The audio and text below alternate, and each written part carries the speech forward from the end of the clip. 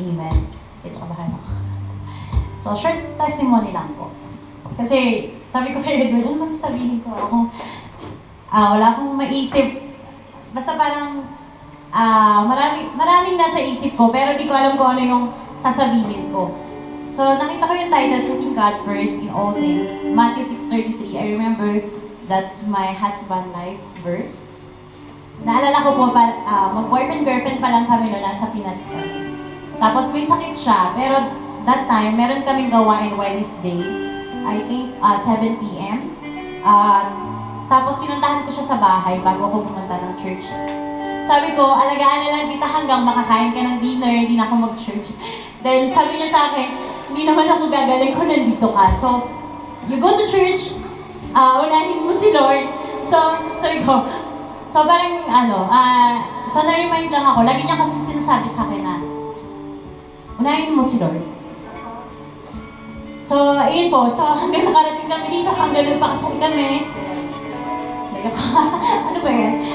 So, parang sobrang importante po kasi ng verse na ito para sa amin. Parang, may times na nag-pray ako sa Lord. Sabi ko, Lord, kasi syempre, since March, nandito na siya. Then up to now, pero ngayon, hindi po niya kasi masyadong priority yung paghahanap ng work. Kasi, ang plano ng Lord talaga, hindi katulad ng plano natin. We decided na pag nakahanap siya ng work, then mag-aaral siya. Kasi po, meron po kami pangarap na mapag-aralan niya. So, magamit namin in the future. And then, si Lord, hindi ba yung plano?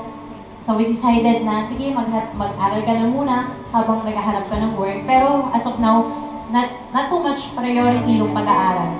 Pero natutuwa lang ako sa Lord kasi nakita ko how He provides sa mga needs namin everyday, sa tuition fee niya, how He provides sa babayaran namin yon. So, yun. So, parang sabi ko, Lord, nakakatuwa naman talagang yung verse, yung salita mo is buhay. When you seek God first, He will ibibigay niya sa iyo lahat ng pangangailangan mo. So, may I ask everyone to please stand. Sama-sama po natin purihin ang Panginoon. Let us all declare His greatness. Hallelujah. Salamat po, Panginoon. Hallelujah.